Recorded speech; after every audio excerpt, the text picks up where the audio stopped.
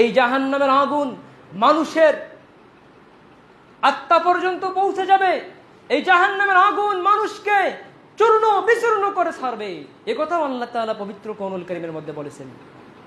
পবিত্র কোরআনুল কারীমের 104 নম্বর সূরা হুমাজার 4 থেকে 7 নম্বর আয়াতে আল্লাহ তাআলা বলেন, কাল্লা লায়ুমবাযান্না ফিল হুতামা, কখনো না, আমি অবশ্যই তাদেরকে চূর্ণ বিচূর্ণকারীর মধ্যে নিক্ষেপ করব। ওমা আদরাকা মাল হুতামা, আপনি কি জানেন চূর্ণ বিচূর্ণকারী কি? তুমি কি জানো হুতামা কি? নারুল্লাহিল মুকাদা, তা হলো আল্লাহর প্রজ্বলিত আগুন। আল্লাতী তাত্তালিউ আলাল আফইদা, যা মানুষের হৃদয় পর্যন্ত পৌঁছে যাবে। সম্মানিত উপস্থিতি,